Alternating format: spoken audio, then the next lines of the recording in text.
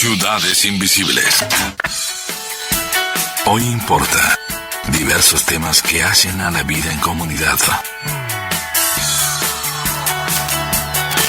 Mañana se va a estar realizando un paro de todas las ramas de la educación pública en nuestro país, y para conversar sobre esta importante movilización y todos los motivos que llevan a ella, ya estamos recibiendo al presidente de la Federación Nacional de Profesores de Enseñanza Secundaria, FENAPES, José Olivera. José, ¿cómo estás? Bienvenido a Ciudades Invisibles.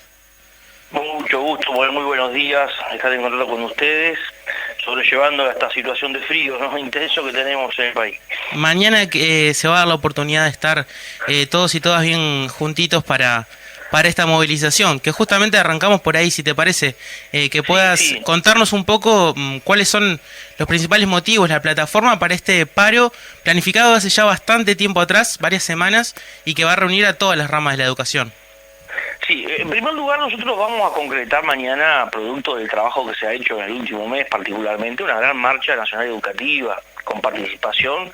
de compañeras y compañeros de los distintos subsistemas, de distintos entes autónomos de la educación pública, incluso apoyado por los compañeros de la educación privada de todos los puntos del país, que van a estar confluyendo a partir de las 10 de la mañana en la concentración que se va a estar dando frente a la explanada de la Universidad de la República, para marchar luego por 18 de julio, pasando por el Ministerio de Economía, por el Códice de la ANEP y confluyendo en Plaza Independencia frente a Torre Ejecutiva. Tres grandes bloques de temas han motivado esta construcción colectiva. Uno de ellos es solamente el tema presupuestal de cara a la próxima rendición de cuentas, donde se quieren discutir temas que hacen a las lamentables condiciones de estudio y trabajo que hoy estamos viviendo en todos los sistemas educativos, producto de los recortes presupuestales que se han perpetrado desde el gobierno, tanto en lo que fue la ley de presupuesto como en la posterior rendición de cuentas del año pasado. Estos días el presidente de la República, al igual que el ministro de Educación, dicen, bueno, es un paro preventivo, es un paro que perjudica a los estudiantes, y la pregunta que hay que hacerle es cómo quienes son los responsables de estos recortes, quienes son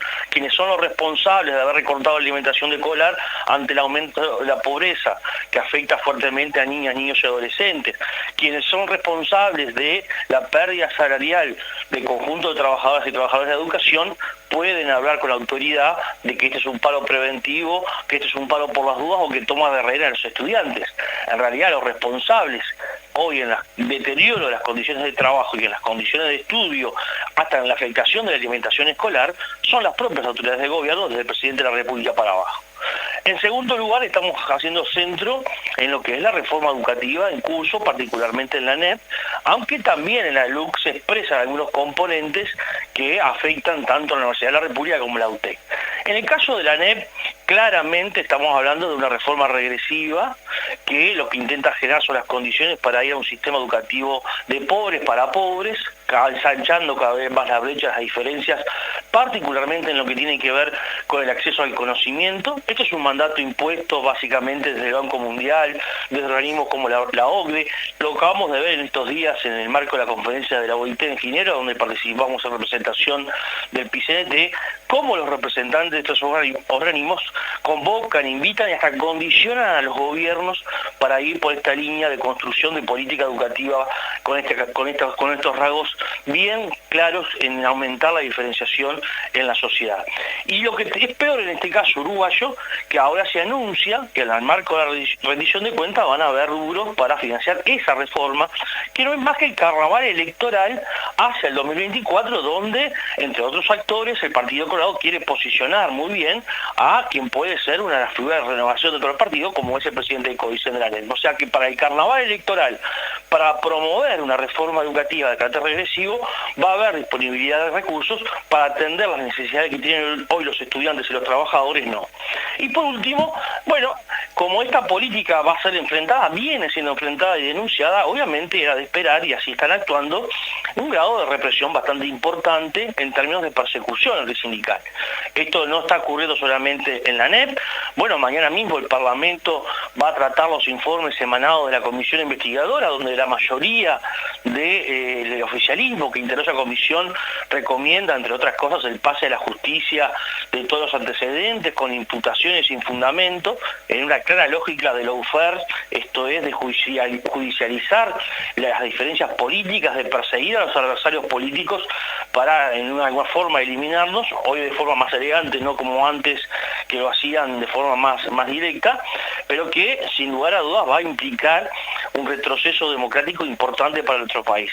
Por lo tanto, hay motivo más que de sobra para estar convocando y estamos convencidos de la multitudinaria adhesión que esta marcha y el paro que está desarrollando en la ANEP, en todos sus sistemas, en la UDELAR, en todo el país y en la UTEC, reitero, apoyados, aunque no pare, por los trabajadores de la educación privada también, bueno, va a ser muy contundente el mensaje que vamos a transmitir a la sociedad en su conjunto y particularmente al gobierno. José, es impresionante cómo no solo este sistema va a aumentar la injusticia, sino además, no seamos inocentes de que en volumen la empresa de la educación es la empresa que involucra a más gente en todo el país, ¿no? No hay otro proyecto que tenga más personas trabajando. Entonces cualquier recorte es como que hace una caja muy grande para el Estado. Efectivamente, porque en torno a la educación pública, donde está el promedio, el 84% de la matrícula, esto es en torno de 800.000 estudiantes, se mueven diariamente más de un tercio de la población uruguaya. Y obviamente que allí la variable de ajuste son el salario de los trabajadores, son los puestos de trabajo, y esto repercute negativamente y de forma directa en las condiciones de aprendizaje de nuestros estudiantes. Hoy en el país tenemos estudiantes que han tenido que cambiar de orientación porque la administración, producto de estos recortes, les cerró cursos a los cuales tenía derecho para continuar estudiando dentro de la orientación que había escogido. Bueno, esto está pasando hoy. Hoy tenemos grupos con promedio en el país de 40 y 45 estudiantes, tanto a nivel de educación primaria como de educación media. Y esto está pasando en el país hoy. Hoy tenemos problemas para atender la demanda de alimentación producto del crecimiento de la pobreza, que es el resultado de las políticas que lleva adelante este gobierno. Bueno, no estamos pudiendo atender y los muchachos se nos están desmayando de hambre en los centros educativos dentro de las aulas. Y esto la administración lo oculta, lo desconoce. Y esto es lo que tenemos que discutir cuando, priorizando el déficit fiscal, se toman medidas o se llevan adelante medidas que van en contra de las condiciones de vida y el desarrollo de perspectiva de futuro de la inmensa mayoría de nuestro pueblo. Obviamente que hay una actitud negacionista en el gobierno de esta realidad, que todavía sigue hablando de la herencia de las anteriores administraciones, cuando el que recortó el presupuesto educativo, entre ellos el de la alimentación escolar, fue este gobierno. Por eso nosotros somos muy respetuosos, pero sí hay que ser muy claros y contundentes. No tiene autoridad moral ni el presidente de la República, ni el ministro de Educación, de hablar de que este es un paro por las dudas. No, ¿qué dudas? Ya tuvimos un 8% de pérdida salarial, ya tuvimos puestos de trabajo que se perdieron por miles en la educación pública, ya tenemos los grupos superpoblados, ya estamos viendo y sufriendo el impacto recorte de la alimentación escolar en los centros de estudio. Entonces aquí no hay nada por las dudas, aquí no hay nada de prevención, aquí hay una reacción lógica en el marco del sistema democrático de un conjunto de organizaciones sociales que tienen un amplio respaldo popular, a pesar de la política de criminalización que llevan adelante como parte del desprestigio de las organizaciones, que van a ejercer libre y voluntariamente su derecho a ejercer el derecho de huelga como está establecido en la Constitución y en convenios internacionales ratificados por Uruguay. Por lo tanto, esta criminalización que se intenta hacer de las organizaciones no es más que un retroceso democrático de sectores conservadores que están dispuestos a gobernar en beneficio de unos pocos en contra de unos cuantos y que incluso en esa lógica están dispuestos a cercenar y a eliminar derechos que hoy tiene la sociedad. José, vos recién señalabas esta cuestión y que hemos conversado en otras oportunidades acá en Ciudades Invisibles con respecto a la persecución sindical en varias de las ramas de la educación, pero en particular en el sindicato que tú presidís, en la Federación de FENAPES, se han también encargado de remarcar situaciones que han comenzado a ocurrir, por ejemplo, en los últimos tiempos con respecto a algunos mecanismos indirectos que se utilizan, como por ejemplo la eliminación reducción de horas para algunas asignaturas y cursos, la no asignación de horas para algunos docentes, rebajas que se realizan justamente con respecto a algunas faltas que no se pueden justificar por parte de secundaria, se dicen no justificar cuando hay alguna inasistencia. Estos son cosas que están ocurriendo y que tienen que enfrentar distintos profesores y profesoras. Sí, mira, yo ahora acabo de escribir para lo que es el Comité Ejecutivo Federal, es unas reflexiones tempranas, esas cosas que a uno que se levanta a 6:30, 7:45 de la mañana le vienen a la cabeza tempranamente. Uh-huh. Y yo decía, pensemos colectivamente en dónde estamos parados. Desde la dictadura fascista que reinó en Uruguay entre el 73 y el 85, no teníamos la judicialización de un conjunto de militantes y dirigentes sindicales que van a ser judicializados mañana por el Parlamento por ejercer derechos sindicales. Este es un retroceso enorme para ese Uruguay republicano, democrático, respetuoso de las instituciones y del derecho, que el Parlamento, a quien la Constitución le confiere la responsabilidad de dictar normas, de dictar instrumentos que promocionen la actividad sindical, se embarca producto de sueños trasnochados de algunos reaccionarios que todavía subsisten, o que mejor dicho han ganado terreno dentro del propio Parlamento, en esta aventura de querer judicializar temas que son de carácter político, que son de carácter político laboral.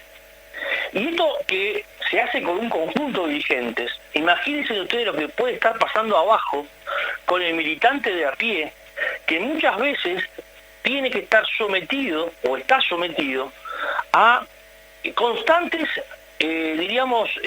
hostigamientos producto de los mandos medios, y uno de los aspectos que hoy estamos evidenciando es el temor, es el miedo con el cual se gobierna en el sistema educativo, y que ese terrorismo se aplica también hacia abajo, es decir, se aplica también hacia las propias instituciones, y se aplica y se lleva a cabo un conjunto de prácticas que son típicamente prácticas de hostigamiento, que van desde complejizarle aún más las condiciones de trabajo al docente, desde cuerpos inspectivos que lo perjudican con sus notas o con sus comentarios en torno a qué debe hacer o no puede hacer el docente, la promoción por parte de algunos directores de la denuncia contra los docentes por parte de las familias. Es decir, hay todo un sistema de terror que se ha venido pensando e instrumentando en estos últimos 2 años, que lo que lleva es que todo aquello que uno aspiraba a un sistema democrático público abierto, democrático, generador de pensamiento crítico, de debates ciudadanos, hoy no se puede estar desarrollando. Esto que planteabas de la judicialización de la protesta en realidad también es la criminalización, ¿no? Y una de las cosas que mencionabas en relación a los procesos que atentan contra los derechos de los trabajadores de la educación es el sistema de elección ahora de horas, que no solo hay menos horas, sino que los procesos para adjudicar esas horas están siendo tremendamente desgastantes. Yo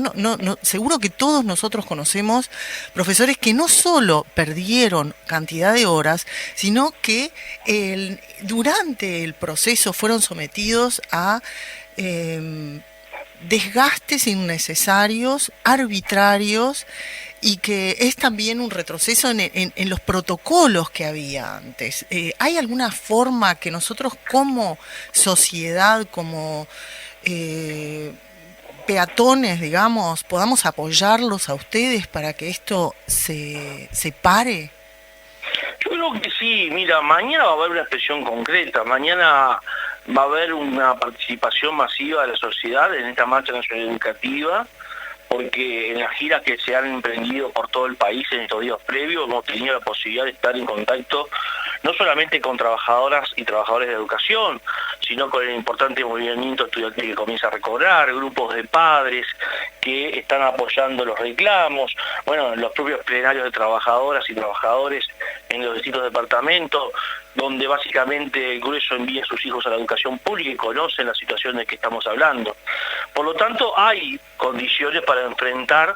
desde el término de la denuncia y tratar de revertir estas situaciones. En el caso de la elección de horas es clarísimo el retorno de el acomodo y el amiguismo con las formas en cómo se procesa la elección de obras. Esto que fue muy común hasta los 90, donde el acomodo, el amiguismo, el ocultar horas, no dar garantías a los trabajadores, pero tampoco dar garantías a los estudiantes, porque el sistema, si se respeta, también es garantista para el propio estudiante. Hoy se vuelve a reinstalar, después de años de trabajo, donde la participación sindical le dio transparencia al proceso, donde las cosas se hacían con otros tiempos, donde se había tiempo para una adecuada planificación, tanto personal como institucional, ante el inicio o el cierre de cada año lectivo. Bueno, nada de eso hoy está ocurriendo, y lo que está ocurriendo es que mientras se procesa ese recorte brutal de horas, particularmente en secundaria, lo tenemos claramente identificado, también se deteriora la calidad y la transparencia en el proceso de elección, donde día a día, con los nuevos mecanismos que estipula la administración, se están violentando derechos de trabajadores y, reitero, también de estudiantes. Porque un estudiante que sabe que el docente que tiene enfrente llegó a ese cargo de acuerdo a los marcos normativos vigentes, de acuerdo a los procedimientos establecidos, también es una garantía para el estudiante. Cuando ese docente que tiene enfrente llegó producto del acomodo, del amiguismo, bueno, allí se termina todo el sistema de garantías y también el propio estudiante y su familia es perjudicado. Por lo tanto, esto es un tema que también hay que denunciarlo con mucha fuerza y que tendremos que encontrar los mecanismos de generar las condiciones de revertir este proceso de deterioro de las garantías dentro del sistema educativo, tanto en lo que tiene que ver en el acceso al trabajo como en el derecho de los estudiantes a contar con los docentes mejores calificados.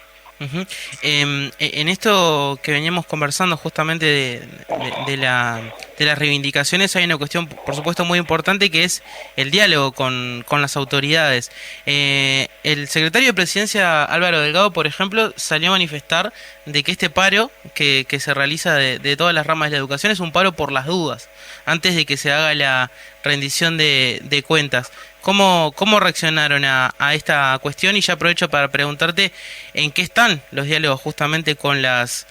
autoridades, si hay una perspectiva de algún avance. Sí, en primer lugar, algo similar dijo el presidente de la República y el propio ministro de Educación. La pregunta que hay que hacerle es ¿en qué país viven?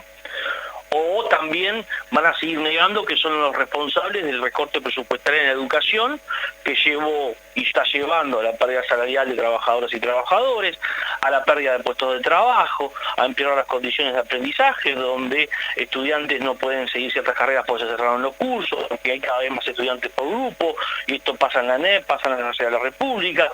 O quién es el responsable de los recortes en las políticas alimentarias para atender a los estudiantes que hoy, producto del aumento de la pobreza, que es el resultado de las políticas que el gobierno lleva adelante, bueno, no tenemos cómo atenderla. Entonces, la pregunta es, ¿qué es lo que tenemos que prever si ya estamos viviendo una situación de deterioro de nuestras condiciones de vida, de deterioro de las condiciones de vida de los estudiantes, de deterioro de las condiciones en las cuales desarrollar los procesos de enseñanza y de aprendizaje? O sea, acá no hay por las dudas, acá no hay ningún anticiparse a qué. El problema es que el gobierno sigue en una actitud negacionista de la realidad, sigue responsabilizando a anteriores administraciones de esa realidad que ellos mismos construyeron y, en definitiva, es una forma de aumentar, por un lado, la criminalización de las organizaciones y, por otro, de justificar la ausencia del Estado en la definición de las grandes políticas o las grandes respuestas que hoy reclama nuestro pueblo. Por tanto, en ese sentido, creemos que carecen, vuelvo a reiterar, de cierta autoridad moral, por lo menos, para decir estas cosas que hoy se están diciendo. En segundo lugar, en términos de diálogo, hay un diálogo ficticio y real. O sea, si hay algo que ha caracterizado este gobierno es que no dialoga con ningún actor que no sean los 5 partidos que integran la coalición del gobierno. Y esto es un dato que otrora, particularmente el Partido Nacional, cuestionaba fuertemente cuando el Frente Amplio gobernaba con mayorías parlamentarias. Bueno, hoy que la coalición tiene mayoría parlamentaria, lo que no hay es un diálogo constructivo en términos de reconocer que hay actores sociales como las organizaciones sindicales que también hay, con las cuales hay que dialogar. Y una de las cosas más importantes que hemos visto es el deterioro sistemático del sistema de relaciones laborales, donde la negociación colectiva no fue eliminada en el sector público, pero fue eliminada en los hechos, en la realidad, producto de que por ejemplo, hoy escasos 20 días de que el proyecto de ley de rendición de cuentas sea enviado al Parlamento, hace más de 15 días que estamos aguardando la convocatoria del Poder Ejecutivo para discutir algunos temas, entre ellos el tema salarial de más de 60.000 trabajadoras y trabajadores. Muchas gracias, José. Por favor, repetinos la convocatoria para mañana. ¿Dónde es exactamente? ¿A qué hora? Mañana a las 10 de la mañana estamos concentrando frente a la explanada de la universidad, reitero, 10 horas explanada de la universidad, y con compañeras y compañeros que van a estar llegando desde el movimiento estudiantil, los sindicatos de la educación, plenarios departamentales, a organizaciones de familiares, de estudiantes de la educación pública, de familias de la educación pública. A las 10 de la mañana en la explanada de la universidad, la marcha va a arrancar 10:30 de la mañana, recorriendo Avenida 18 de Julio, bajando por la calle Paraguay, tomando Colonia para pasar frente al Ministerio de Economía, frente al Códice de ANEP, luego retomar 18 de julio y concluir sobre las 11 y 10 de la mañana en un acto central en Torre Ejecutiva, donde habrá más espectáculos artísticos, más allá de la oratoria a cargo de 3 o 4 compañeros de los distintos sectores que están convocando a esta marcha nacional educativa. Perfecto, José, muchas gracias. Nos reencontramos la próxima. No, gracias a ustedes, que pasen muy bien. José Olivera, presidente de FENAPES, estuvo en Ciudades Invisibles. Estás escuchando Ciudades Invisibles.